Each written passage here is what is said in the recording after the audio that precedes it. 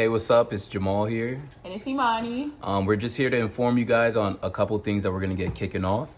We're a part of the Hand Wheelchair family. Shout out to the page. Shout out to that. If you're not subscribed, you better be subscribed. Subscribe right now. You better be. You know, because... what are you saying? Anyways, we're here to announce that we're going to be starting a podcast. With the host is going to be me, myself, Imani. Of course, you know, the main star of the channel, my mom, and then also Sam. So we're going to have us four, the dynamic of all of us getting together and, you know, feeding you guys the truth, you know, stay in the culture out here and different things like that. We're going to be talking about different topics, different things involving maybe pop culture, a little bit of politics, life stories, religion. We'll get into those things too. Anything you guys can want to get into, we're gonna get into it. It'd be amazing if you guys could, you know, leave some comments on this video right here. If there's a specific topic that you guys want us to get into, want us to touch on, we can more than, you know, happily talk about that. Even I'm down to do a segment to have, you know, we can set up a kind of mock phone call to have one of the subscribers even call and, you know, give us some feedback. We can have a conversation with you, you know, have it on the podcast, maybe feature.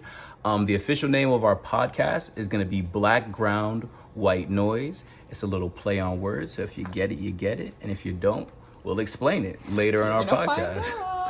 So yeah, go ahead, definitely go and check that out. We're going to be starting a new YouTube channel to go ahead and upload all those podcasts there, just so that we don't muddy up the vlogs that you're used to, the timelines. We don't want to mess up your algorithms, but we definitely want you to go ahead and support that channel. We're going to be uploading there. We plan to do our podcast weekly. We will inform you if we have any breaks in it, if we're not going to be able to record that week or whatever may come up. Right. We'll inform you guys well ahead of time and stuff like that, but we fully intend to stay on our schedule, upload weekly. Like I said before, go ahead and leave comments. You know, go ahead in the comments right down under here. After you hit the subscribe button, go ahead in the comments and just give us some feedback. What would you like us to talk about? Some subjects you would like us to touch on? But yeah, so this is just going to be the official one. We have our pilot coming out. It should be out later today. And that's all I got for you guys. Go ahead over there and subscribe. Subscribe, turn those post notifications on, and ring those bells.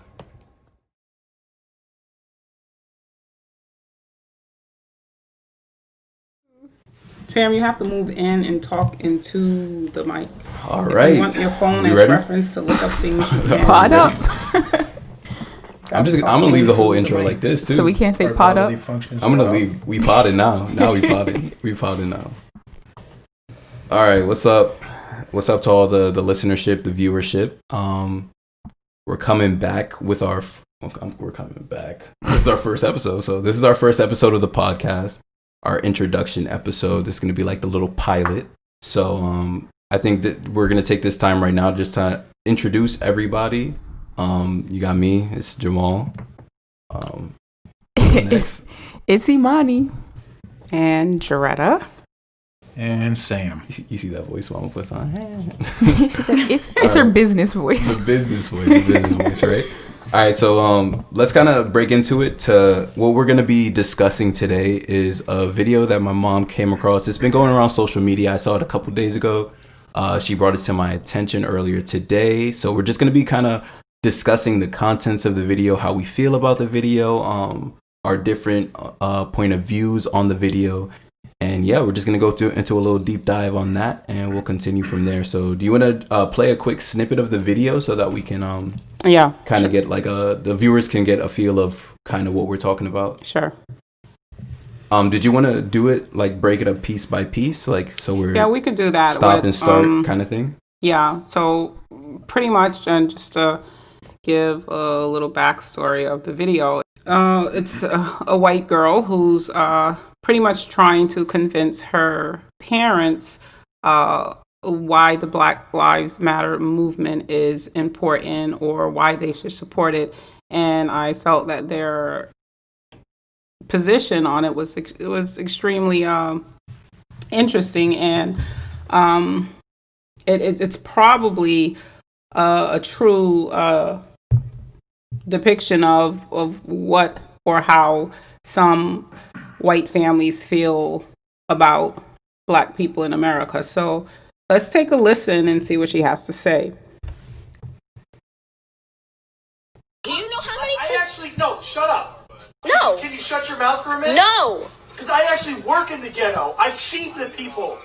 Do you know why they're in that physically go and I position? see these people. Do you understand the systematic and historical reason for why they're in that position? Okay, I'm going to just stop it right there because I had a problem with the fact that he said that I work in the ghetto. So automatically he's appointing himself as an authority on Black people and Black people's lives. So I thought that was quite interesting. Does anybody want to chime in on that? I feel like a lot of people may feel that they can speak on certain situations just because they may view it closer than another person might. But when you're talking about Black people who live in the ghettos, just because you work there doesn't make you the expert on the experience and why they're in the situations that they're in. Yeah, I think it's a prime example of someone taking a small sample size and kind of generalizing it for Right. the mass of a population that they think they know of. Like everybody thinks they know something about something, but it's just a weak generalization to span out over a whole culture, a whole people. So just weak. Okay, let's listen in a little bit more and see what else is being said here. They're in that Physically go and I position. see these people. Do you understand the systematic and They get all historical kinds reason of for why they're chances in that and position? They don't care. All they want to do is be ghetto. No. Yes, there's. Okay, I'm going to stop it there now because he said all they want to do is be ghetto. So, does anybody want to talk about that? How his perception is that all Black people want to do is to be ghetto. So, I can't imagine that he would have spoken to any of these people that he works with in the ghetto and had any real conversations with any one of them, because I don't imagine anybody wanting to be in a ghetto. Yeah, I feel like, for one, him saying that is inflammatory. But like he said he works in the ghetto. And I just feel like he says that he knows the people. Clearly he doesn't, because anyone who actually lives there, most people who live in the ghetto want to get out of the ghetto. So if he actually paid attention or cared about the people that he works around or the people that he works with, then he would know that. But it seems like he takes more of a standpoint where he's judging the situation that he's around rather than really understanding the issues that's going on. Absolutely. I agree with that. Wouldn't you have to know the definition of ghetto in order to understand? I mean, wouldn't you have to be in the ghetto? I mean, not just work in the ghetto to understand the experience and what. Most definitely. Like being a part of that community. Yeah, you have to be a really part of the understand. community, a part of the culture, especially to know like the mindset of how somebody comes from those positions and the like ways she that touched on they it. try to get out of it. Yeah, like she even touched on it earlier in the video of how she talked about like deep. I don't think she went deep enough into it, but she says, she's like, oh, do you know why they're there? And that's, a big. So my point was in asking that question, why would he consider, that, or say that they just want to be ghetto? Maybe he doesn't really know, like I said, their experience or where they came from, most and definitely. what they aspire to be, Definitely. Maybe they have aspirations to do something better in life, but they just don't have the opportunity, Yeah, Right. very true. I mean, that's the situation that falls, even with going deeper into like systemic oppression and stuff like that, just the same opportunities or similar opportunities isn't offered to certain kinds of people. And so that, doesn't leave many options on the table, kind of thing. But to generalize and say all that they want to be is Just blank, ghetto, all they want to be is ghetto. All they want to, that's like anybody wants to be poor, like anybody wants to be broke, like anybody, you get what I'm saying, wants to be in the streets like that. Is like, of course, like it's just, well, I mean, his daughter tries to express to him that historically Black people have not had the opportunities that white people have had, and she tried to explain systemic racism to him, and I don't think that went over very well with him. I feel like it's kind of hard Well, obviously, it's kind of hard. I'm hearing a hum in the background. it's the fan. It sounds really bad. It's too hot. It's getting hot in the pod, We guys. probably need to. It's getting hot in the pod. It's getting hot in here. I'll edit it out. Okay. I can edit it out. Okay. Okay. So I forgot what I was saying.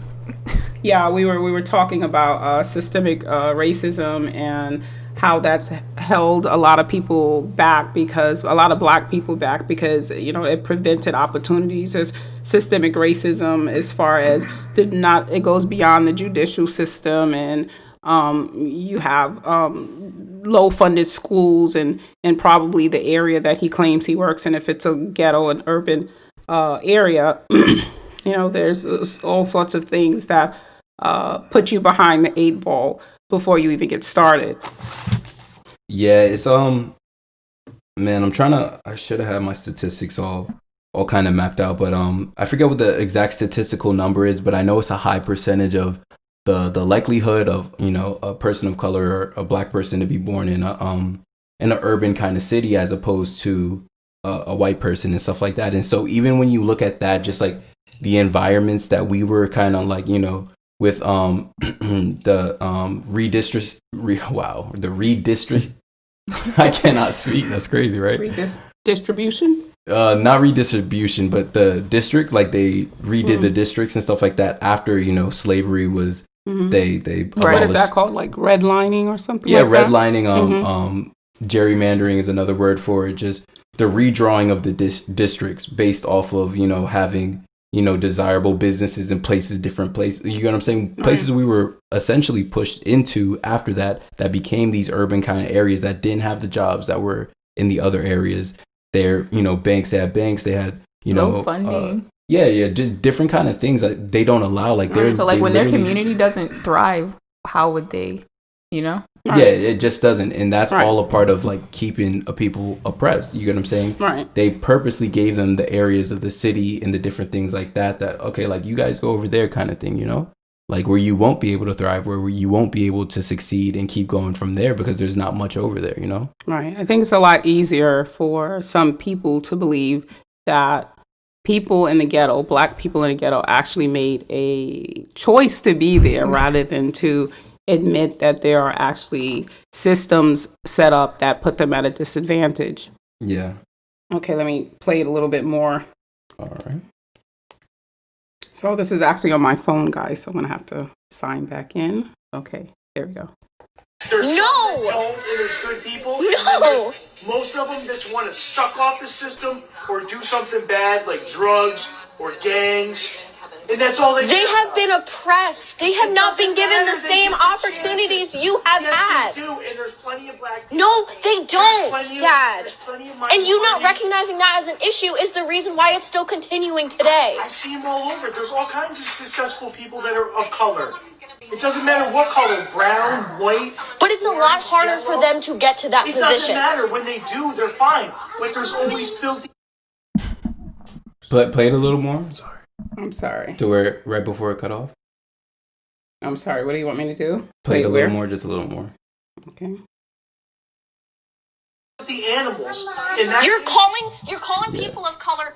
Okay, I'm going to have to bring that back just a little bit because he actually calls black people filthy animals. Yeah, that's what I heard him about to get into. It So. doesn't matter what color, brown, white. But it's a lot harder for yellow. them to get to that It doesn't position. matter. When they do, they're fine. But there's always filthy animals. And that's You're calling people of color black animals. You're calling them animals. I'm talking. You didn't let Are me you finish. kidding me? You didn't let me finish. That's not I'm talking okay. about the No matter what, that's not okay. No matter what, it's not okay. That guy's crazy. So what did he say about filthy animals? He said to kind of summarize what he said, when they make it, they're okay. But other than that, So if they don't make it to they're filthy animals. So if I'm not Interesting. Beyonce, then you're a filthy then I'm animal. a filthy animal. Okay. You know? And so Nice to know. it's just an interesting kind of. There's just no gray area. yeah, like It's it's, a Beyonce weird. or Black and filthy white, animal. You're either okay or you're a filthy animal, right? Yeah, it's just So it's such a weird. they don't have any value if they're not in a and, certain bracket. Like you really just hit it on. Well, the you nose know, I there, think 'cause- it's quite interesting that he pointed out that some do make it out. Some do become successful, and then When they do, he's they're okay. measuring that against all Black people. Yeah. So the Black people who don't make it out, they make the choice to stay there as if it's that easy to get out when you have entire systems set up against you. And I think that's one thing that is really difficult for white people to understand, is that there is a system that is set up for failure. Exactly. It's For literally set failure. up for failure.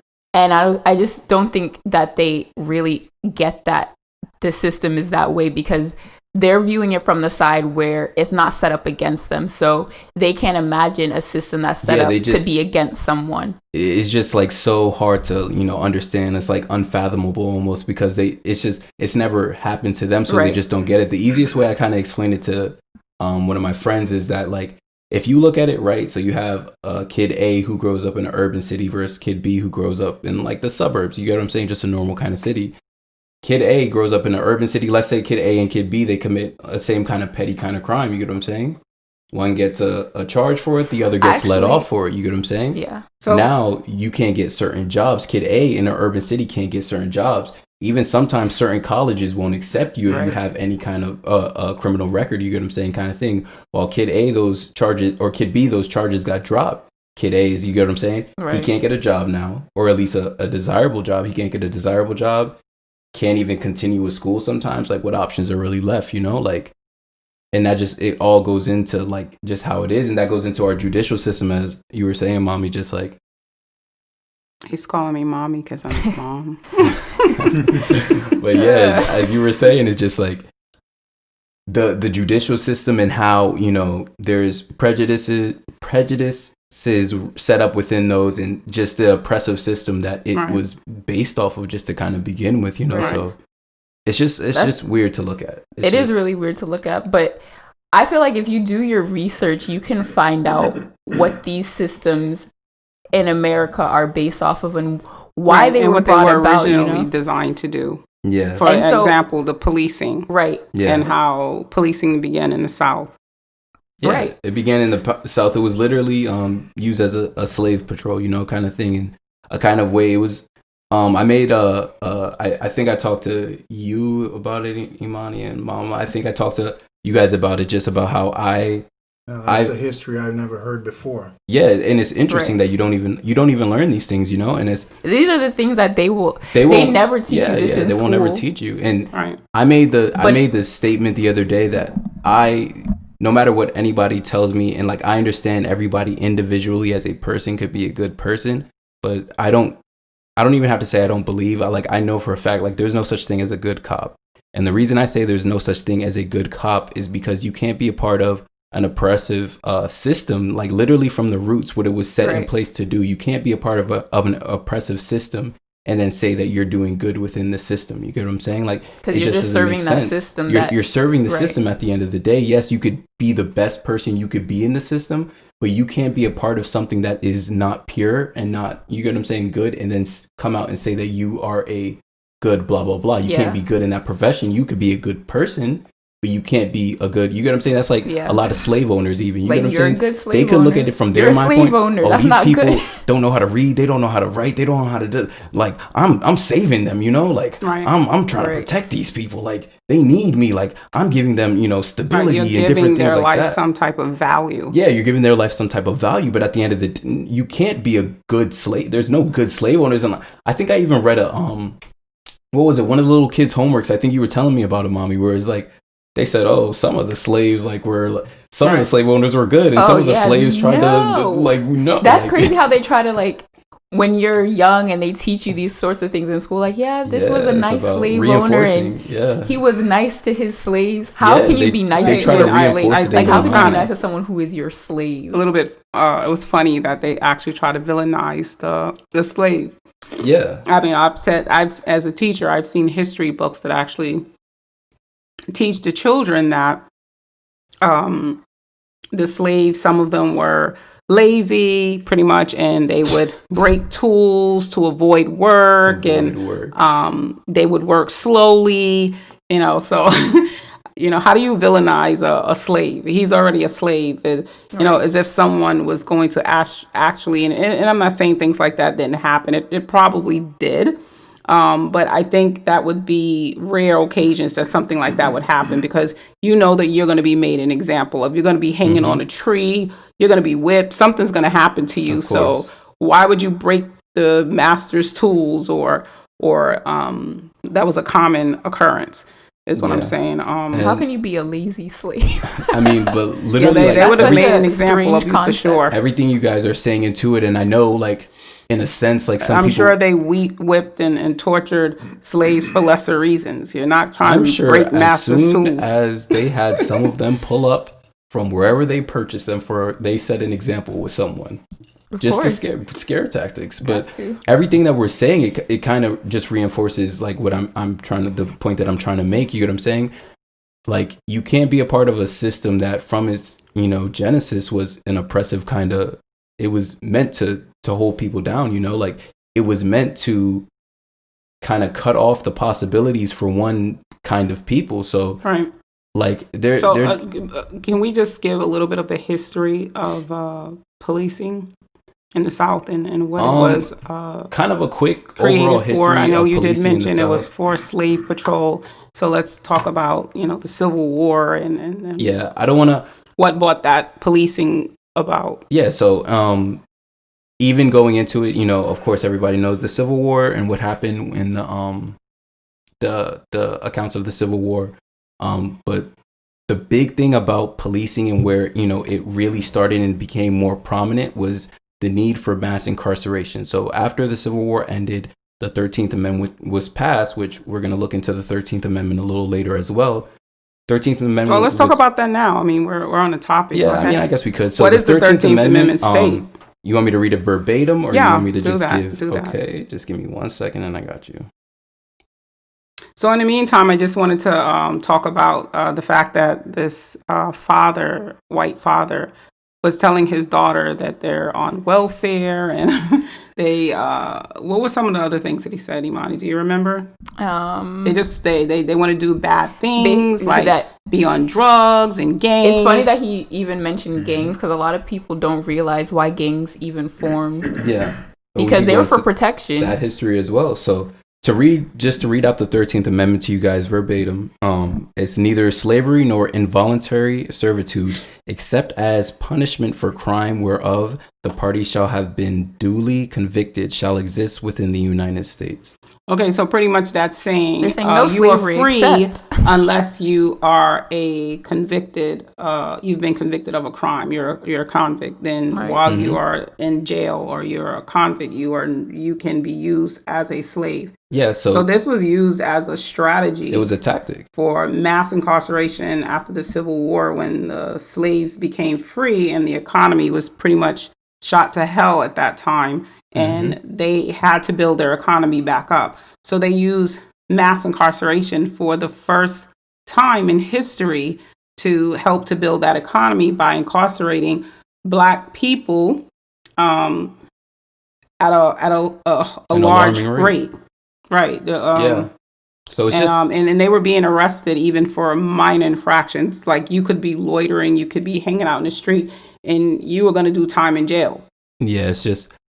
So like I said, like if you're really looking at the where this became so prominent within the United States, like at its core, it's not a just system. You get what I'm saying? Right. And it benefited them because now they could still get the free labor that they needed to help with the railroads and, so slavery didn't really have to be over. Right. Yeah, of course. It was just a workground. It was a little reform. Yeah, it was just a little reroute, GPS rerouting. They said reform slavery. Yeah, it's just another way. And one thing I've learned, especially I'm about to graduate with my bachelor's in political science, is that everything within the Constitution is it's placed there for a reason, and they chose their wording very specifically. Like none of it is by chance. You get what I'm saying? Like they very specifically chose their wording, and they were very meticulous about it all because they wanted certain things to be right. That reminds me of a documentary that I watched the other day. What was the name of the documentary? Because I watched it twice. I saw it with Imani, And then 13th? I watched The 13th. Yeah. the 13th. Yeah. Sam, you got to come a little bit closer to the mic because you sound like distant. So The 13th bring your face in a close. on Yes. Netflix. Yeah, it's really Yeah. good. This is not a Netflix ad, but it's a good show. It is. I definitely think that. Right. But I'm sorry, Imani. I was trying to make a point with when Jamal said they use different language. And the one part in the show where the documentary they had a recording of one of the advisors to one of the I think presidents. it was Nixon. Was it Nixon or was it Nixon was a Reagan? I don't think it was dirty guy. Nixon. I'm pretty guy. sure. I want to say it was Reagan. I don't remember, but you guys can Either go one of those. It check was out Nixon. that What documentary. time period? You guys know the time period? It was I one don't of those. It remember was the for sure. 1960s or early 70s, so it would have been Nixon. Reagan wasn't until the. Okay, so but Reagan anyway, his was- advisor was they had a recording of his advisor, I guess, talking to It him. might have been Ronald Reagan too. I think it was Reagan. I want to But say it was Reagan him. wasn't until like the 80s. Yeah, But anyway, Am he I said wrong? back Actually. no, because It he was was one of them. referencing history, and he said back in the '60s or And whenever it was like a recorded event because I it know was recorded. what Yes, got Nixon and in he said trouble we is could 'cause he say wanted we could to- say nigger, but That sound like Nixon. today That we sounds we like can't Nixon. say words like that without getting backlash. So what we do now is we say things like tax cuts and and that pretty much we know which communities that's going to hurt the most. So my point was that, you do still have the Jim Crow laws that are still in effect. Yeah, they just they're put not makeup called on it. right. They They're put not makeup calling them on Jim it. Crow laws, but they're still in effect in other ways. Yeah, they contoured a little bit, but they still got it. You touched slightly on Oh, were you gonna say something? So here we go. It was Lee Atwater, and That was the advisor. yeah, 1968. Yeah, so that wasn't even Reagan. That was when he said it. It was Nixon. It was Nixon. It would have been 1968. Would have been Nixon. Yeah, because Reagan was president 81 to 89. Actually, he was advisor on the 40th U.S. President Ronald Reagan. So, yeah. That's interesting. That's what I thought. So was that just his title Okay, though, so or was it that would've like a quote from Reagan? It was a quote. It was him. It was him Directly talking. It was from him talking, Lee like a In the recording 60s of though? him It talking. would have actually. I'm sorry, but I'm just looking at the dates here Uh huh. in Wikipedia, and he was quoting something from back in the 50s, but it was It could have been under said by the Reagan. I mean, under the Ronald Reagan. It was under that administration. administration. I'm pretty sure It was. okay. that he said it, and he said so. Ronald Reagan's What one of we my do favorite now, presidents, too. That's crazy. and I believe that's what they call the Southern strategies, right? Was that it, Imani? Yeah, I think that's what they call it. Right. That they use basically this coded language in politics, but they know what it means, and they know, like you said, the communities that they're going to hurt the worst when they're doing things like this. Even when they were talking about in the documentary, what were they talking about? It was about the prison system, Right. and it was the war on drugs. Mhm. Right. And That they were was putting Reagan pushed the war on drugs, these crazy the narcotics. right, and they were pushing these crazy They say Ronald Reagan pushed crack into the ghettos. I'm not gonna lie. That's the wasn't rumor. that Bill Clinton? Bill Clinton too. They all were a part I of it. wouldn't- I'm not Big surprised. on the war on drugs. But basically they were putting these crazy times for how long people were going to be sent to jail, and the judge had to send them to jail for 30 years or something like that for whatever crime that it they was had. the minimums. I think the it was minimums. Right. For minimums. They were minimums, But they were yeah. longer 3 shots time, and you're out, pretty much. Right, Yeah. that too. 3 strikes and you're out. 3 strikes. And right. there is And- videos of Hillary Clinton calling people super that was predators. Bill Clinton. The 3 strikes and you're out. Hillary Clinton is a horrible person. Yeah. But it's A just horrible person. those coded language in politics. Yeah. It's Right. just it's all systemic, you know? It's Right, because you can't say certain things today without, Exactly. like he said, getting backlash over it. So you say it in another way because you know exactly the communities you're affecting by saying those things. And they've been doing a good job at Definitely. it because A great job. They've been doing a good job at it. That's all I'm going to say. Right. So, but who has the stats on welfare, by the way? I got the stat right here. That's one thing that the father did mention that. They didn't. You want to play a little bit more because he starts to get into it right after he makes that statement that we're listening to right now. But yeah, so it's just all this coded language and stuff like that, and understanding it, and it's like you wouldn't get it, you know, like just as a normal, right. I don't even want to say a normal civilian, but if you don't really pay attention to this kind of thing, if you don't know what your system is, yeah, you don't know what it was built on and why certain things happen, then you really would not know. Right, they're very trusting of the government and everything that's fed to them. Mm-hmm. So, and Jamal and I talked about earlier, criminalizing Black people and how that's done in our. Right. That's what they tried to do with the war on drugs. Mm-hmm. It wasn't a war on drugs. It was war on Black crime. people. There was a war on drugs. Yeah. So that targeted a specific people. Right. So, and even with the mass incarcerations that we were talking about, even after the Civil War, that was done for a reason. And prison systems, incarceration is extremely big business. And even today, they use these criminals to make parts for space shuttles, for clothing, Victoria's Secrets, and I don't remember if JCPenney is one of the companies that allow prisoners to package, to manufacture goods for them, and of course they're doing all of this with free labor. So, you know what I'd be really interested to kind of do a study on? I just kind of thought about it. I'd be interested in doing a study on if there's a correlation between like what happens after a direct dip in our economy and incarceration rates. It's a business. That's what I'd be really I mean, I haven't heard of that study being done, but I'd be interested in doing a study like that. You get what I'm saying? Right. Seeing if, you know, after the Great Depression, what happened with the incarceration rates, after the Civil War when the South needed to rebuild their economy. What happened to the incarceration rates after, you know what I'm saying? The recession that had in with 2008, 2009, whatever it was. Like 2008. Yeah, 2008. I'd be interested in seeing how, even in the 70s, we had a little dip. And then we saw the war on drugs the following decade, you get what I'm saying? Or late in the 70s decade. So I'd just be interested to see if there's any kind of correlation between those two things. Right. Because that'd be super interesting. I mean, it affects a lot of things. Incarceration affects the turnouts in for voters. For voting, because a lot of these people, they lose their right to vote. Like what was it? Was it Georgia, Selma? What was it? Where they said that 30% of the black male population couldn't even vote. Couldn't even vote. Like, that's crazy. So what year was that? The last election? Presidential election? Yeah, the last one. In 2018, we just, I know in Florida at least, we all had to vote on our ballots. I know I voted for it, and it got approved to have felons as long as they didn't commit like rape, murder, right, depending robbery, on the crime. like and that, big crimes. You get what I'm saying? That they would still keep. That was on the Florida ballot. Yeah, it was on the Florida ballot for sure because I remember voting for it, right. And it did get pushed through.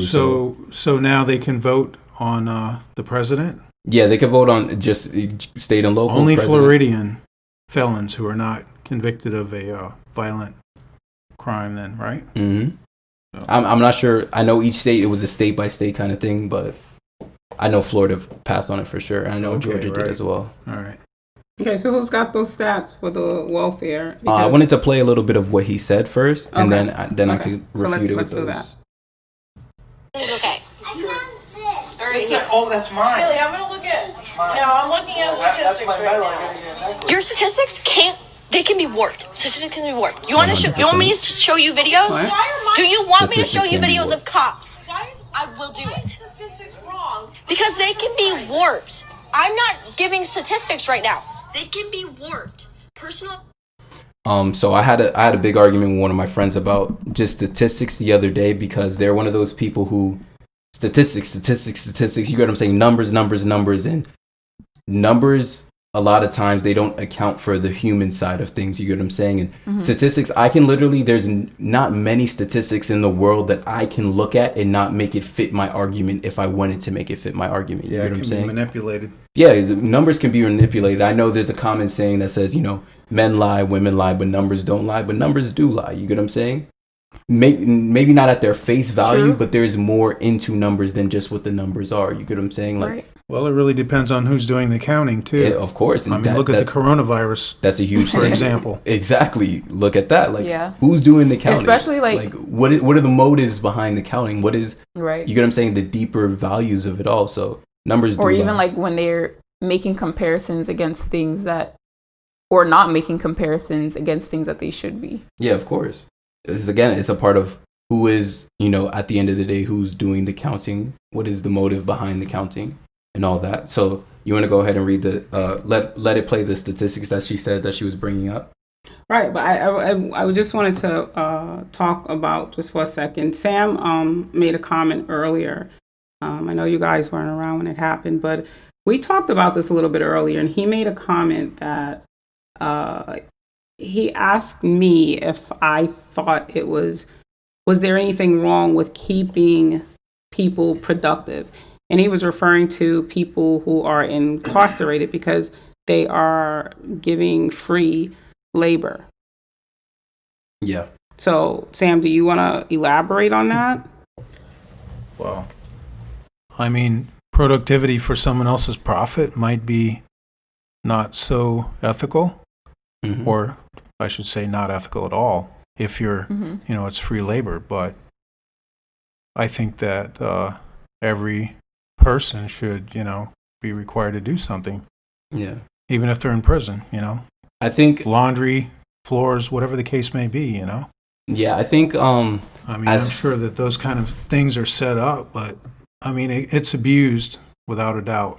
Right. 100%. I think it's 100% unethical to have, you get what I'm saying, to have free labor in order to benefit off your, you get what I'm saying, off your company, off of a bottom That's line. almost like saying, it's one thing to keep these people productive, you get what I'm saying, but it's another thing to have them doing a whole job, like doing a whole job for and free. not getting paid for it. And it's like the Constitution having allows for slaves this. and then being like, Right. I mean, may as well make them work since I have them. Yeah, you know? I mean, And- why don't they just, you know, set up a system where they can pay them minimum wage, have an account that they can't touch until they're paroled. Well, I don't see if they're, you know, eligible for parole. I don't see why they know. wouldn't be able to touch the money that they've earned. I mean, the Okay. money could just go All toward right. their books, you get what I'm saying, get little right, they things get within common- jail. What is it called? Commissary?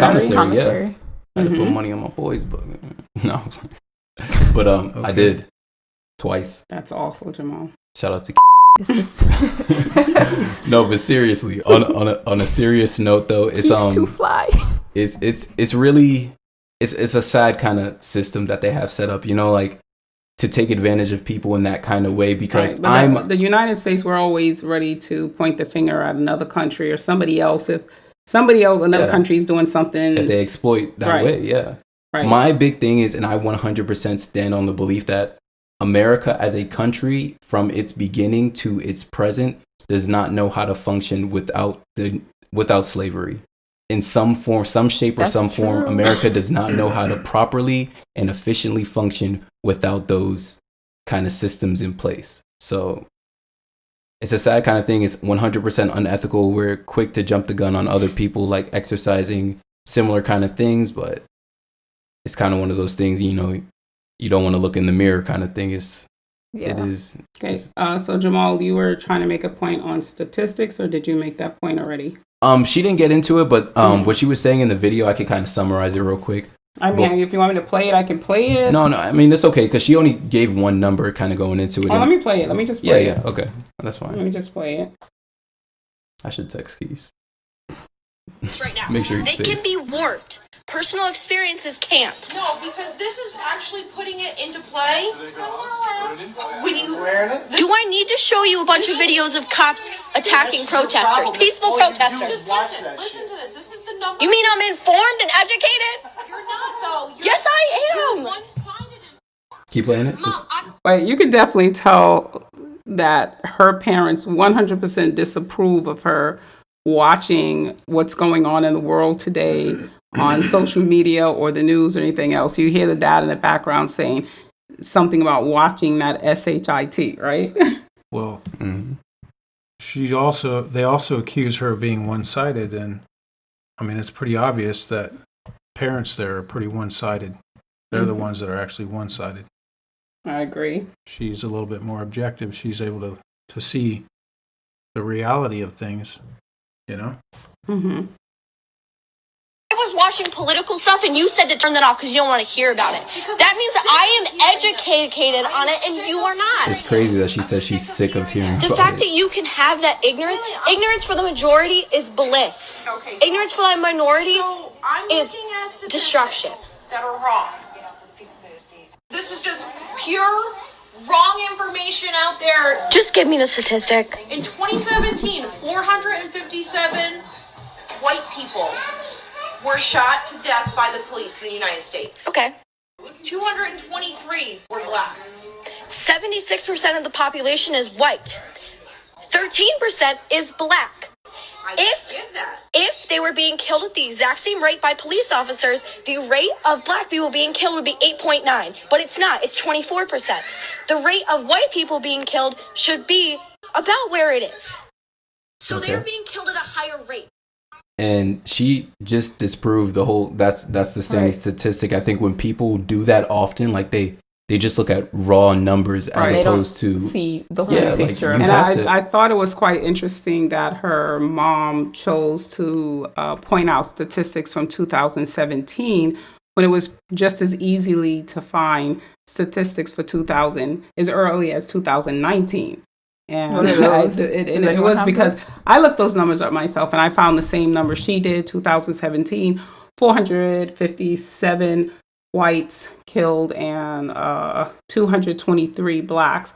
And in 2019, it was actually 370 whites and 235 blacks. Mhm. So, So you it see, went in down. 2017, conveniently, the numbers were higher. So she chose to go by that number. But nevertheless, her point was still and that's an example. But what she didn't of disproved. statistics realize, lying. right. So you have to. what you she get I'm didn't saying? realize, which her daughter explained to her, that the population of white people is higher than black people. So if you are getting killed around the same numbers, because those numbers aren't super far off from each other, but one population is way smaller than the other population, there's something very wrong. The best, the most simplistic way I can kind of explain this is if I have LeBron James, right? And LeBron James has a game where he shoots 9 for 20 from the field, right?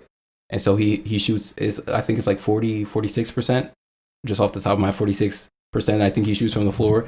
And then you have me step into the game, right? And I take 2 shots, but I make one and I miss the other one. I shot 50%. Right. It would be absolutely idiotic to say I'm a better player or a better shooter than LeBron James. I just took less shots. So that's what it goes into it. You have to, yes, you can't look at the raw numbers of things because anybody looking at the raw numbers would be like, I shot 50%, he shot 46%. So who's better? Obviously not. You get what I'm saying? Like so you I'm still have trying to figure out the raw numbers for welfare. So with welfare, I You know actually that went one? into it and I misspoke when I was talking to you earlier because the percentage of welfare, white people on welfare, they take up 43% of the population that's on welfare. Right. They lead in the percentage wise and they lead in the raw number wise, right? Okay. But if you look at the per capita, See, and that's what I was thinking earlier. I mean, you would think that they would lead raw numbers. Yeah. And that's because the population is a majority white. right. That's what it is. 77% white. Of course. 14% black. So you would maybe think you that should be those numbers looking would be higher, but you're telling me now that the percentage, The ratios. are actually the they're ratios, still yeah.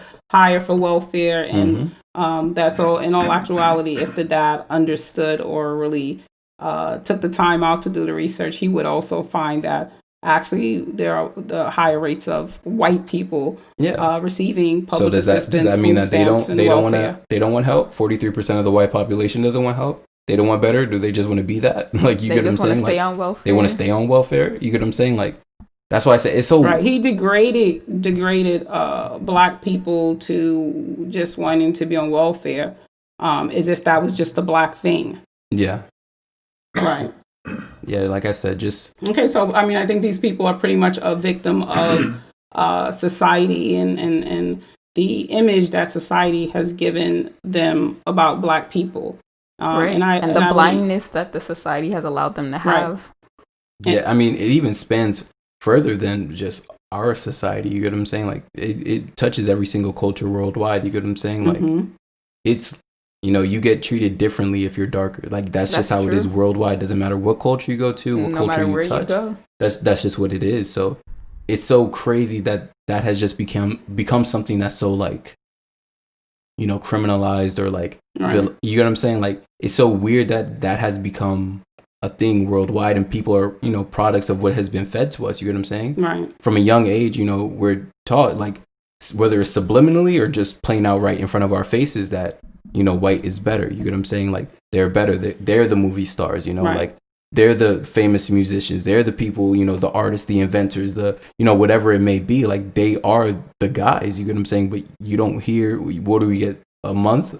29 days if we're lucky, if it's a leap year or whatever. Like, you get what I'm saying? Like, and the companies you get the are shortest afraid month to of a even year talk too. about it. The shortest month out of the year. Like, right. So it's just interesting. And, we write maybe one report throughout our whole, schooling career on, Right. I thought it was also interesting that Donald Trump tried to label Antifa as a domestic terrorist group. Yeah, it's just we have so many extreme groups that need that label. I feel, personally, like this is just on my personal opinion, that needs that label. Look up the numbers for me, but I want to say there's over 1,000 hate white supremacist groups in the United States of America. I don't doubt it. And including the Ku Klux Klan. Of course, history showed what they are, and they done haven't been atrocities and have not been labeled as people domestic terrorists of color in history. And but those are people just executing their freedom of speech, right? I mean, that's what it is, right? Well, not when you're hanging someone. In America, it's freedom of something. That's what it is for them. That's what it's labeled as. But I'm just wondering why nobody's administration thought to say that these white supremacist groups, these hate groups, why aren't they labeled? Or why hadn't any administration thought to label them as a domestic terrorist group? The argument today would be that, so in order, if you look up and what I'm wondering is what's different about Antifa. Because they're viewed as right now, at least what Donald Trump is saying, like, in order to label something as a domestic terrorist threat, they have to be an active organization with a certain amount of members to that one organization. Well, to my understanding, they're largely peaceful. An actively violent organization. But they're not. I mean, yeah. So like the Ku Klux Klan, they're. I'm not going to say they hadn't committed any violent Antifa. Acts. Yes. Antifa has in the past, but is what that enough to warrant them? What I'm saying is they've been largely peaceful. Yeah. So like I said, even organized largely peaceful protests. But that's just like the kind of the requirements. Like you get what I'm saying, to label something as a domestic, they have to be actively violent and an active threat to the, greater good of the people, kind of thing. Are they actively violent right now? They would say not in enough numbers to warrant them being labeled as a domestic terrorist group.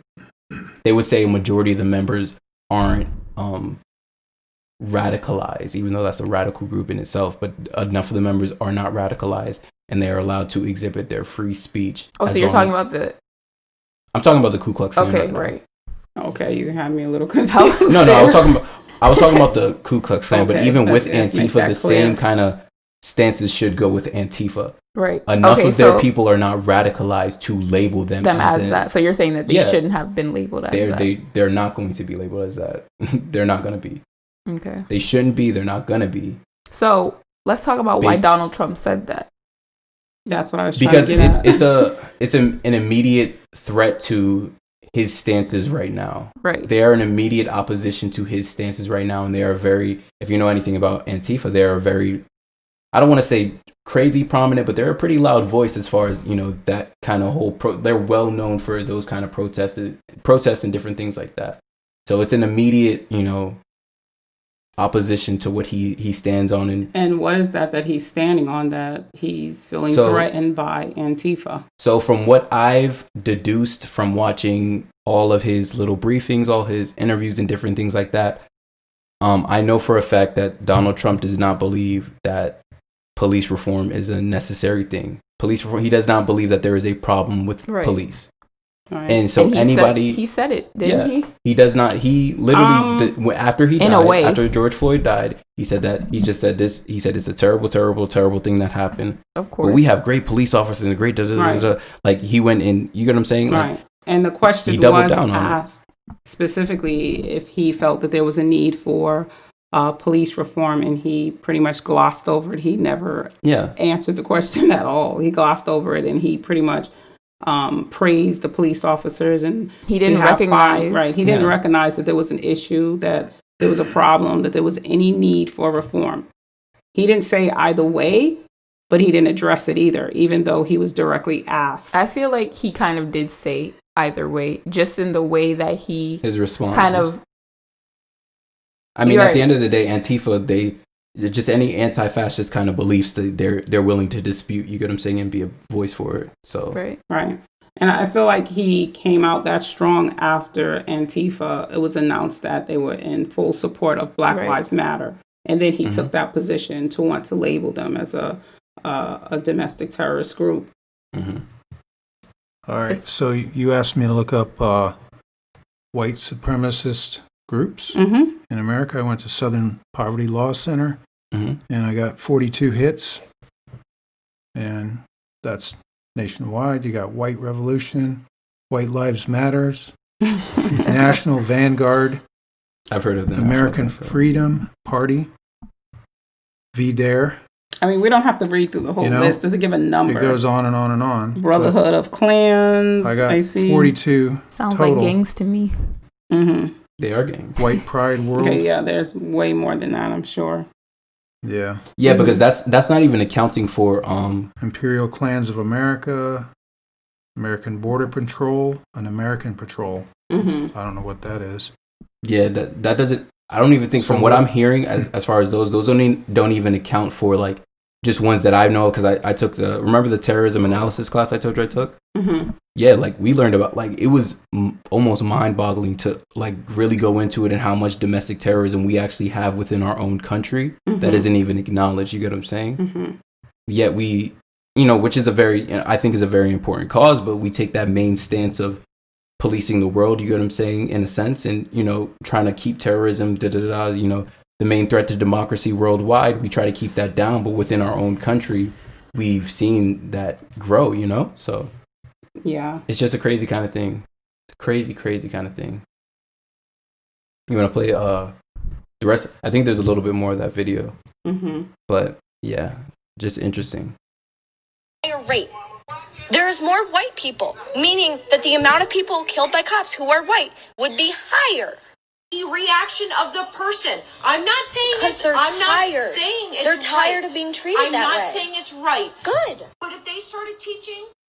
Okay, I noticed she said it's the reaction of the people. So pretty much what I'm hearing. I'm sorry, Imani? Who said it was the reaction of the mother? The mom said it's the reaction of the people. So what I'm hearing is she's blaming the people who are being abused by cops, the people who are the recipients of excessive force or even lethal force. They're actually, it's their actions. They've done something to warrant that behavior.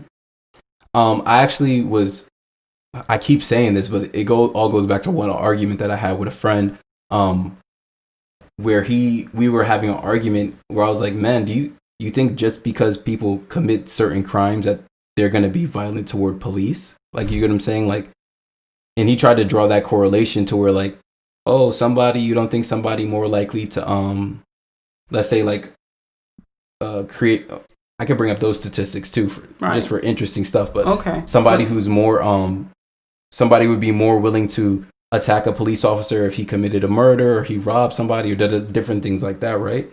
And I said, yeah, like at face value, that kind of makes sense, you get what I'm saying? But there's no direct correlation. Like, an easier thing would be to see how many people are charged with resisting arrest, you get what I'm saying? Right. That would be a more accurate thing. How many people get that resisting arrest? And when I looked into those statistics, it said that white people are 43% more likely to get hit with resisting arrest. You get what I'm saying? And that's interesting. And their charges, like, nationwide, not just like state by state, that state. And I was like 5 pages deep in Google looking at that. Like, I've never been that deep in Google's research. Like, Usually if I can't find a first page, it's all It's good done. after that. It's You know what not I'm saying? there. It's in the dark webs after that. But, I had to go but somebody, man, I'm trying to remember. I didn't save it, but Right.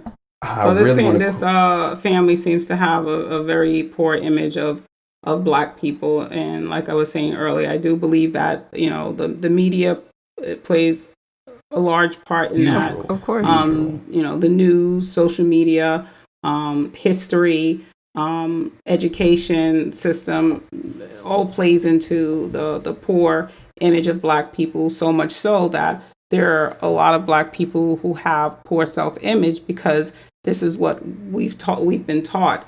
So in history, we've been, as Black people, criminalized, and we've been the bad guy. So I think it's a lot easier to reconcile in your own mind when you see atrocities such as the one that was committed against George Floyd. You reconcile it, or not me personally, but some people who are not for the Black Lives Movement, they justify it in their minds by believing that Black people are bad. So once you already have that image in your head, and obviously her parents already have that image of Black people, you somehow feel like, well, if he died, he deserved it. Of something. Right, he deserved it. He had to deserve it. So something he did to warrant that type of action taken against him. He deserved to die. So when you look at the George Floyd video, the 8 minutes 46 seconds, I mean, the crazy part about the whole thing is that they go through such great efforts to make Black people look bad, to the point where they're always digging up what they've done in their past. that even goes into what we were talking about. I don't know if you guys saw the video, but Imani, you know who Candace Owens is? Candace Owens. Yeah, I know who she is. You know who Candace Owens is? Well, she came out with it was a week after George Floyd died. She came out with a video, and the title of the video is "I Don't Stand with George Floyd," or "I Don't Support George Floyd." I didn't see the video, but I did see something on Twitter where she tweeted something to the effect of, or she said it. Owens? She said that we were. She's a far right She's Black lady. What do you call it? She the one that they have What the is memes of? what is that group she's a Blexit? part of? Isn't she the founder of Blexit, or a supporter of the Blexit movement? Like Brexit, like the British exit, Yeah. the European Union kind of thing. But yeah, she's basically the easiest way to describe her. She's a Black lady. She's far right, and she's known for making these kind of comments in different times like that. You get what I'm saying? Yeah, she's made a name for herself, really. Doing in just politics. that. So, Mhm. but what kind of upsets me about Candace Owens is, like, politics aside, all these different things aside, like, what does that really have to do with what happened to him in that Right. moment? You know what I'm She's saying? pretty Like, much where her stance is, from what I saw on Twitter, was that we are glorifying a criminal, or that we have we're making him a hero. exactly. So what points did the she word bring that up? she She used, said we're that making Rodney- a criminal into a hero. She said because of his criminal past, So he deserved to die because of that? Listen, That's another Pretty argument. much nobody deserves That to is die that like way. I don't the care weak- what When- your background is. Like with the Botham Jean, when the police officer came in his apartment, he's in his own apartment minding his business, having a bowl of cereal or ice cream, whatever it was that he was sitting in the dark eating, and this cop comes and comes into his apartment and shoots him dead. But immediately, the first thing I started seeing on the news they was found some weed in that his they system. found either they found the marijuana in his apartment, or there was marijuana in his system. Yeah. I don't remember which one. Was that the one where the female cop? Yeah, the getting off- female cop. coming off Even if duty? you Yeah, look at Breonna Taylor, or anybody, even the If you Trayvon look at- Martin case, like, Right. they try to Any bring of up these his school cases that history. happen, the pictures that they choose yeah, to make public are the ones that make them look bad. And yeah. why? Look at Trayvon And Martin. Why do they try to do Look at that? all of the It's things that they tactics. said to diminish Because his character. Right, none of that stuff matters when Right. you're in the moment Right. and This you're kid That's the was this thing, kid, like- Trayvon Martin. He's just going to the store to buy Skittles and something to drink, minding his own business. right. It doesn't matter And if then he he's being smoked weed stalked before. by It George doesn't matter. Zimmerman, who winds up walking free because he felt like the guy, Trayvon Martin, was up to no good. He was minding his own business. Another thing that I think is interesting when people bring up the argument, well, they didn't comply or they were weak. resisting It's just arrest. so weak. Not Does that complying mean you deserve to die? doesn't mean that you deserve to die. It's And crazy. I just think that argument is it's extremely weak because you're putting, for one, the responsibility of an untrained citizen to behave a certain way, but once a cop reacts in a certain way that ends up in a citizen losing their life, then they're given slack. You know, they don't get fired from their job immediately. They don't get arrested immediately. They get paid leave. Right. You know? So how do you expect those kinds of reactions or behaviors from untrained citizens to behave a certain way around an officer versus an officer shooting or abusing a citizen in any sort of way and then giving them the cop is given impunity. Right. That's what that's called. They're not given the same sort of, treatment in the public eye. It's just like, oh, impunity. He's a cop, he had to do that, you know what I mean? Instead of, oh, he's a citizen, he was innocent, he didn't do anything. Yes, he may have been resisting arrest or maybe he wasn't complying. Even if you do comply, things still happen. Clearly, George Floyd was a clear example of that. But whether you comply or not, especially when you're a black person in this country, doesn't have that much weight, I feel like. So I feel like you can't even say, oh, you have to comply, which is something that black mothers and black fathers will tell their kids. Make sure, like, if you're going to leave the house, if you get pulled over by a cop, make sure that you let them know, I'm going to get my license. Make sure you let them know every single movement that you're doing. Right. Keep your hands visible at all times. Right, but you can do all those things and still end up dead, which is the sad part. But, the thing is this, and I don't think that some white people understand this, but and then truly in their mind, some of them think that you do have the same rights that they have. And that's not true. As a black woman in America, I've had challenges and I've had struggles and I've faced You guys racism. are like the minority. Right. I faced racism and black and female. I'm serious. Like that's the most suppressed group. I'm really serious. I mean, the thing is this, like, and I'm just going to tell a little short story here. I remember when I was working in an office downtown. It was a really nice office. Let's not say any of the names. Let's redact. I'm not going to say any names at all. Nah, let's say other names. Candace Owens. We need the listen. I got smoke for her. You're a doof. I mean, if you hear this. But this is an example. Say her name. No, I'm not talking about Candace Owens right now. I'm talking about Candace my own Owens. personal experience. I think she's doofy. And this is just one experience among others. I've been looked over for jobs when my qualifications were clearly higher. I've been overlooked, and the only reason why I know this is because I wound up getting hired anyway, and the executive that hired me wound up telling me that my white counterpart had lesser qualifications, and they were pushing for her because she was white. Shout out? So, hey, doctor, I'm sorry. Okay, so, but there was another experience that I could tell countless stories, but there was another experience when I was working in an office, and I created all of these systems and matrices for this office for their HR, and I need to add that to my resume. At some point, pretty much they hired me to make this woman look good. It was a white woman. She had absolutely no clue what she was doing. So pretty much I was hired to make her look good. Right? Mm-hmm. Which fine. I got paid to do a job. I did it. She did nothing. But anyway, at some point I kind of got sick and tired of it. So I'm like, I'm ready to move on. And I was leaving, and I took my disk that I had created the systems on. I thought you told me she was doing one thing, spending time with the boss. Yeah, she was sleeping with the boss. And that's the reason why she was there, because it was the boss's girlfriend. It was the boss's girlfriend. And since he was sleeping with her, and she wanted to be there, and he gave her a job. In fact, he owned properties as well, because I was managing some of his properties for him, and she was living in one of them. So he had a wife? No, he wasn't married. He had a daughter, I was say you should say the and name. his daughter hated this woman. She hated. She would come to me in the office and shoot the breeze with me sometimes and tell me how much she hated. Her name was Barbara. She hated Barbara. I would have snitched. But anyway, I took this my disc, and I was leaving, and she was in so much fear that she would not have what she needed to, do her job, and I'm like, everything that you need is on the computer. So anyway, this woman started hitting me.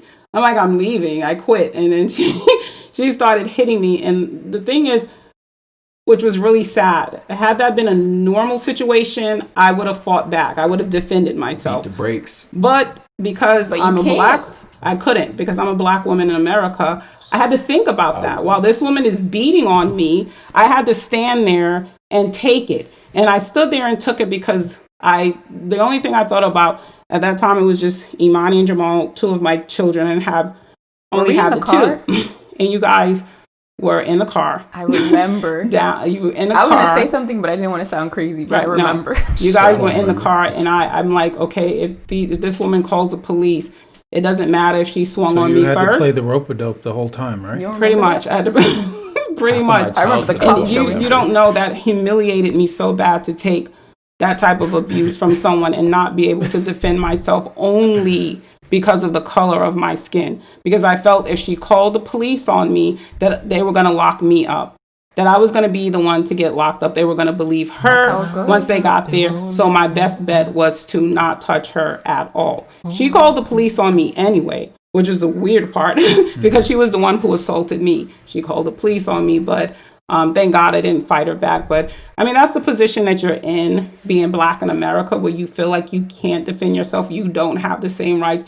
And I imagine even with Trayvon Martin, when the dispatcher urged George Zimmerman not to pursue him, and George Zimmerman made the decision to pursue him anyway. So pretty much in essence, he's stalking this boy, which I'm pretty sure freaked him out. It would have freaked me out if it's dark outside and I've got some guy following me. So I feel like at the time that George Zimmerman encountered Trayvon Martin, he was already freaked out. He was afraid. And Trayvon, he probably attacked Trayvon Martin first. He was the aggressor. He was the one following him. But of course, George Zimmerman told a different story. Trayvon Martin is dead. He couldn't tell his side of the story. He couldn't say that I was defending myself. What about his self-defense? Couldn't he have been defending himself? So, most likely. I mean, even like back to what you were saying, like without like divulging like too much and stuff like that. I've seen instances of, cops pulling up to a situation after, it's already been resolved, and cops literally saying, well, I came out here, so I'm taking somebody. You know what I'm saying? Like, I've literally seen that with my own eyes. So it's like, I've seen that as well. It's like, it's crazy. Like, make the most out of their trip. Yeah, it's just like crazy. And, would they do that if it was, white people? You know what I'm saying? Like, what would the situation be? But, they come into a situation, they see, black people, different things like that. And they're like, oh, well, I'm going to take some, you get what I'm saying? So it's just like, right. It's just a weird kind of, it's a weird. So I've had the Karen situations happen to me a lot. A lot. I wish I had a camera back then. I should have recorded some of the stuff. You want to play the rest of the video? Yeah, so. I mean, before I do that, I just wanted to mention that I think social media is awesome. It could be negative in a lot of ways, but shout out to social media. Yeah. Shout out especially to the way it's that been, go viral. The way it's been working as of late. Exactly. It's been working, putting in hours. I'm of the belief, and I've always said this before, that not that I necessarily believe that the world is getting worse. It's just that the viewership is being increased. You get what I'm saying? It's being broadcast now. Right. And the great things, like I've even seen with social media, where they had, even with the Breonna Taylor case like that, the FBI of that area, they literally tweeted out, because of the outcry on social media and stuff like that, we're re-looking into the case. So you can't say it doesn't work. Like, it works. You get what I'm saying? Like, these different things work. If you see, even with the Blackout Tuesday and stuff like that, the dip the economy had, like, it works. Like, these things really work. Like, it's more than just lip service at this point, and it's, it's a real, it's a legit. Shout out to technology and cell phones. Shout out to technology. So don't think if you can't make it out. Encourage and urge everybody, if you see something, a lot of things are being exposed. A lot of things are being exposed. Yeah. It's not like that would not otherwise be Why, exposed. and it's not like it's new. It's not new. It's not new. You're just seeing it years. You have to realize that black people have been oppressed in this country for 401 years. Right? So and slavery, the whole system of slavery lasted for almost 250 years. How is a system like that able to last that long in the United States of America? And then you hear, like, I've heard positions where white people would say, if I was born during that time or I was alive during that time, I don't see how they could stand for that type of system. They'd be a slave I owner. would have done this and I would have done that and I would have You just would. been against it. You would not have been during that time. That was because just the the system was set up wherein it helped you to feel comfortable with what you were doing. It was set up through newspapers and television. So it was normal. Radio. It was the norm. And even in religion, they incorporated it in religion to make you feel comfortable and justified in slavery and oppressing Black people. So for a lot of them, it was normal. I'm not saying all of them. Some of them did speak out against it, but they were the ones that spoke out against it was the minority at the time. I mean, I'm sure that people back then were conditioned, and it wasn't like, it was out of the ordinary. And a lot of people are still conditioned today. So if you were able to time travel, maybe then you would look at it with, your you still have the same knowledge views. Right. But there are still people today with the same mindsets, just like the people, the parents in this particular video. Is it toward like necessarily slavery? No, because most people would disagree with slavery, obviously. But when it comes, you don't know. I don't think so. I'm not gonna lie. Well, to you. I'm just I saying really don't think so. If it benefits them, I really right, don't. But think I'm just saying in the sense of Jamal on that. I really don't. I'm saying in the sense of not the reformed slavery.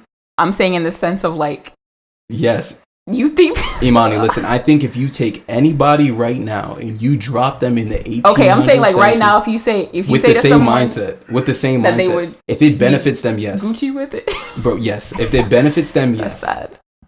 Right, does anybody? Have you guys ever heard of the Slave Bible? The Slave Bible. Mm-hmm. You informed me about it. I did a little bit of research on it, but there's a copy in the museum. Which museum is it in Washington D.C.? Oh, not in the Met. I don't remember. I missed the Met. But this is a Bible that was used during. I think it's a slave museum.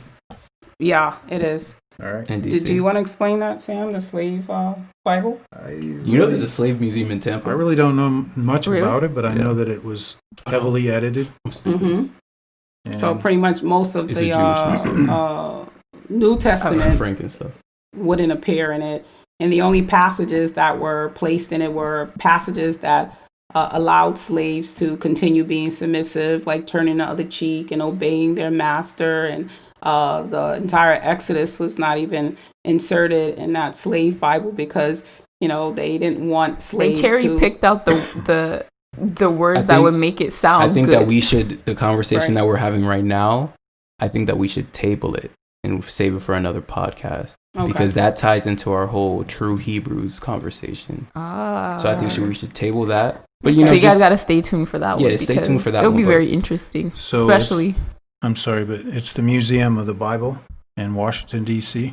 In Washington D.C. Right, and I was just making the point of that is to say how the justifying oppressing an entire race of people was normal, how it was made to be normal because it was incorporated even in your religion. And this slave Bible was, of course, it was more for the slave masters than it was for the slaves because the slaves weren't even allowed to read. Yeah, they needed to make themselves feel okay. So it made the slave masters feel justified in what they were doing, that God was okay with it. And, these people are cursed anyway. So, what I'm doing is not bad. I'm not going to have any repercussions or go to hell or anything for what I'm doing.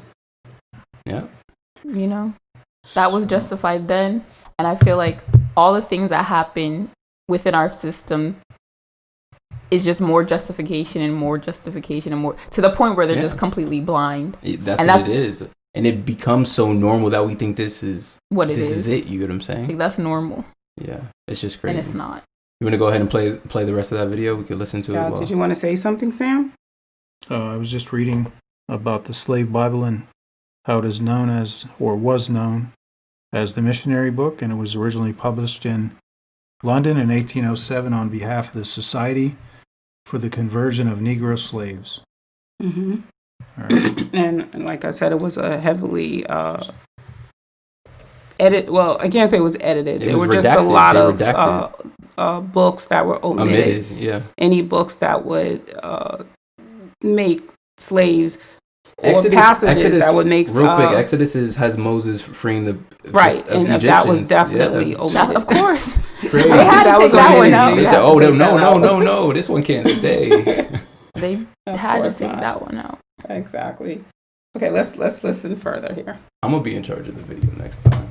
But if they started teaching them that this is the world that we live in, you don't want to be killed. Why do you think your friend's father taught him that? So that his black son doesn't end up dead like Tamir Rice. Because he doesn't want him to grow up with a chip on his shoulder that He doesn't want his black son to end up dead. Exactly.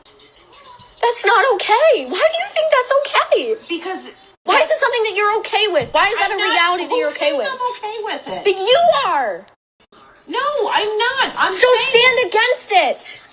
So stand against it. If you're not okay with it, so stand against it. You know when I'll stand against it? When the black people in the ghetto stop carrying an illegal weapon. When the black people in the ghetto... She said that she will stand against it when the black people in America stop carrying illegal guns. In the ghetto. Okay. So she said when black people in the ghettos stop carrying illegal guns. What do you say to that? So is she saying that she'll stand against police brutality once that happens, or what was... Or she'll stand for black people once that happens? Right. So she's devaluing a whole group of people's life based on that? Pretty much. I would just like to statistically make everybody aware that 55.4% of all illegal firearm possessions are white people. I just want to point that out. Very interesting. Very interesting. For all the stats nerds out there. But I think it's interesting that she also mentioned, I guess, the girl has a friend that's black, and she says, well, why does his dad tell him... What did she say? She said, why do you think his dad tells him pretty much how to be around police officers or how to be around white people? And I feel like... Because she doesn't want... She believes that the dad is telling him these things or teaching him these things because he doesn't want he doesn't have a chip on his shoulder. But she comes back and the girl, she goes, well, he says it because he doesn't want his black son to get killed, or he doesn't want his black son to die. Mother, I can tell you that I've had those conversations with my kids, and those are not easy conversations to have. And I don't do it so that my kids don't have a chip on their shoulders. I have those conversations because, yes, I want my kids to stay alive. I don't want them to meet their demise because they spoke up to a police officer and expressed that they know their rights. So I have to have those conversations with my kids and tell them, look, you're not allowed to express to a police officer that you know your rights, even if the police officer is doing something to violate your rights. Exactly. I just think that it was really interesting that the mother was the one who brought that up. Okay. This storage is almost wrap full. It up. Our pod time. Wrap this up. Yeah. It's cool. But I mean, that pretty much is the end of all of it. Yeah. Like I was saying, I just thought it was interesting that the mother was the one who brought that up in the situation when that whole idea of black parents having to have these kinds of conversations with their kids is such a clear example of the issue, and the fact that the mother was the one who brought that up was just interesting to me. Okay, well, I guess kind of just in closing, I think Sam wanted to say one other thing. He was trying to make a point. I just wanted to point out this picture I pulled up of Chuck Schumer and Nancy Pelosi on the internet with the kente cloth. I thought it was in extremely poor taste and horrible taste. Very embarrassing for the white people, I would imagine. They don't even know which culture they pulled it who really understand or know anything about it. It's distasteful. It's horrible. It's whoever advised them to do that had to have been all these politicians. I saw a meme. Really dumb. All these politicians that had them kneeling with the cloth around their neck, saying that they were getting ready for a praise dance. Yeah. It's just poor taste, and that goes to all these politicians. I mean, I bet they don't even know what tribe in Africa that. They probably don't. It's poor taste. It's all for political gain. It's all. They're trying to get. It's all divisive. It's all a certain vote. We can't. I don't. we might have to save it for the next podcast. We're gonna have to save it for the next one because Kind of we're embarrassing, losing really. space here on our It's disc. all So. good. So I mean, that's our House Representative right there. Right. just kind of in closing, I'd like to say that it's really important for people to get informed and just, educate themselves on what they need to be educated on. And it's everybody's responsibility to, it says in the Bible that, the lack of ignorance or the lack of knowledge will cause many to perish, So like, it's not good enough to just say that you don't know, like, or you don't understand it. You have to make it a point to go out and understand it. I want to encourage everybody to get out and vote. And that doesn't only mean for the presidential election. I want to encourage everybody to get out and vote on your state and local government levels, because that is the most important of all elections that you can vote for. So yeah, just do that, stay positive, and keep it moving, because change is going to happen. Pod out. You guys didn't want to add anything? Are we done? Nope. I'll just say goodnight. Deuces. Thanks for listening. Black Lives Matter. Hit the space bar.